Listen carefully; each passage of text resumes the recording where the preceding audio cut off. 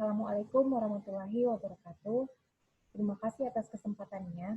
Perkenalkan, nama saya Nurwazira dan rekan saya Santika Dewi akan membawakan materi Assessment of Portfolio Performance.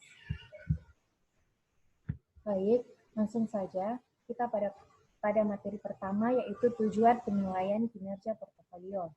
Tujuan penilaian kinerja portofolio adalah untuk mengetahui dan menganalisis apakah portofolio yang dibentuk telah dapat meningkatkan kemungkinan tercapainya tujuan investasi, sehingga dapat diketahui portofolio mana yang memiliki kinerja yang lebih baik jika ditinjau dari tingkat pengembalian dan risikonya masing-masing.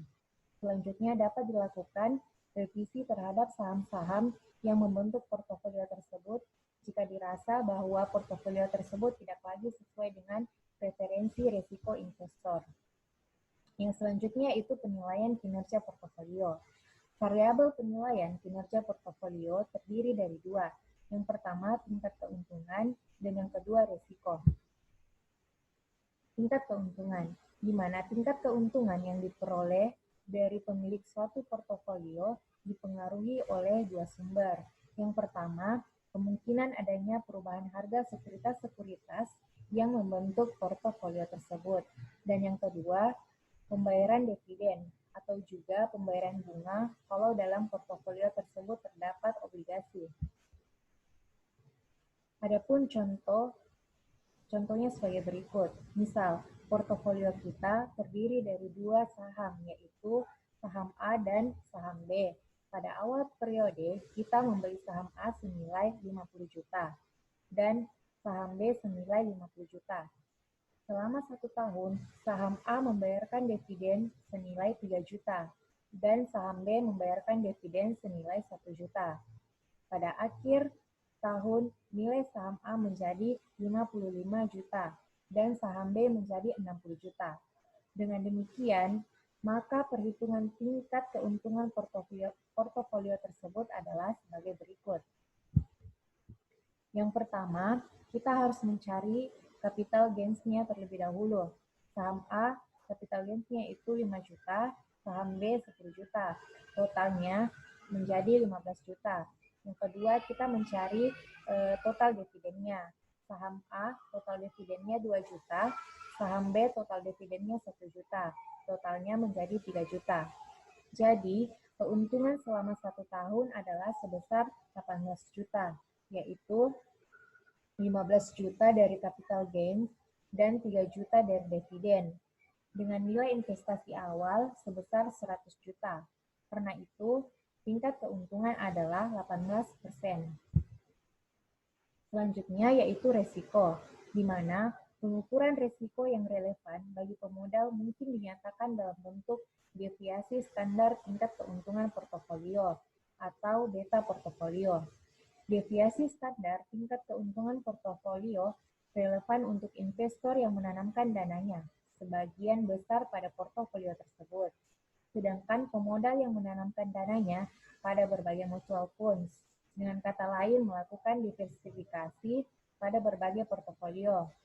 Beta lebih tepat dipakai sebagai ukuran risiko. Adapun teknik pengerjaan kinerja portofolio. Yang pertama, melakukan perbandingan langsung. Salah satu cara membandingkan kinerja suatu portofolio biasanya diwakili oleh funds adalah dengan membandingkan portofolio lain yang mempunyai risiko kurang lebih sama. Teknik yang kedua yaitu menggunakan ukuran kinerja tertentu. Ada 4 parameter yang bisa dipergunakan sebagai ukuran kinerja portofolio. Parameter tersebut dikaitkan dengan risiko, baik risiko total maupun risiko sistematis. Baik, lanjutan materi akan disampaikan pada rekan saya yaitu Santika Dewi. Terima kasih. Baiklah, terima kasih atas kesempatannya. Perkenalkan, nama saya Santika Dewi.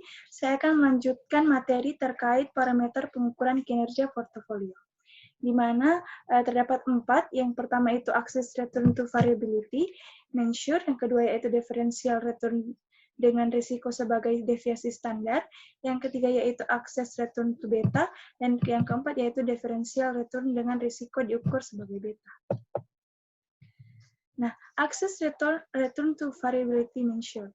Access return to variable measure merupakan kombinasi dari berbagai portofolio efisien tetapi beresiko.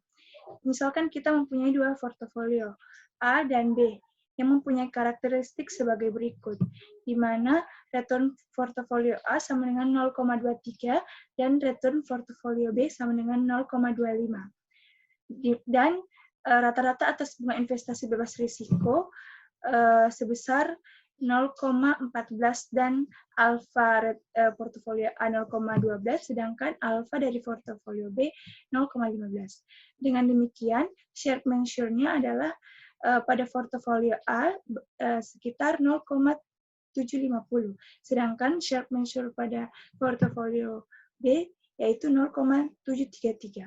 Karena itu, sesuai dengan ukuran share portofolio A sedikit lebih baik dibandingkan dengan portofolio B, meskipun tingkat keuntungan portofolio B lebih rendah dari portofolio A. Selanjutnya ada differential return dengan risiko dinyatakan sebagai deviasi standar. Differential return dengan risiko dinyatakan sebagai deviasi standar merupakan konsep yang digunakan untuk parameter ini adalah konsep garis modal atau capital market line atau CML, di mana ini mengidentifikasi tingkat keuntungan portofolio pasar. Maka garis pasar modal tersebut merupakan garis yang menghubungkan antara RM atau return pasar dengan RF atau rata-rata atas bunga investasi bebas risiko. Selisih tingkat keuntungan suatu portofolio dengan keuntungan yang terletak pada CML untuk deviasi standar yang sama disebut dengan differential return. Selanjutnya ada access return to beta. Access return to beta portfolio yang digambarkan pada diagram di mana sumbu datanya adalah beta dan sumbu tegaknya tingkat keuntungan yang diharapkan akan membentuk garis lurus dengan RF. Kemiringan garis lurus antara portofolio A dengan RF adalah sebagai berikut, yaitu expected return portofolio A dikurang rata-rata RF atau rata-rata atas bunga investasi bebas risiko dibagi dengan beta portofolio A. Sama seperti pada access return to standard deviation, para pemodal akan menyukai portofolio yang mempunyai kemiringan garis yang paling besar. Selanjutnya ada differential return dengan risiko diukur sebagai beta. Differential return dengan risiko diukur sebagai beta dalam diagram, di mana sumbu datar adalah beta dan sumbu tegak adalah tingkat keuntungan yang diharapkan. Maka SML merupakan garis yang menghubungkan portofolio pasar dengan kesempatan investasi yang bebas risiko. Adapun terdapat 4 metode penilaian kinerja portofolio. Yang pertama yaitu metode index Sharpe, index Steiner, dan index Jersen. Index Sharpe. Dalam metode ini, kinerja portofolio diukur dengan cara membandingkan antara portofolio, yaitu selisih rata-rata tingkat pengembalian portofolio, dengan rata-rata tingkat bunga bebas risiko portofolio yang dinyatakan dengan standar deviasi atau total resiko. Secara sistematis, indeks Sharpe dirumuskan sebagai berikut.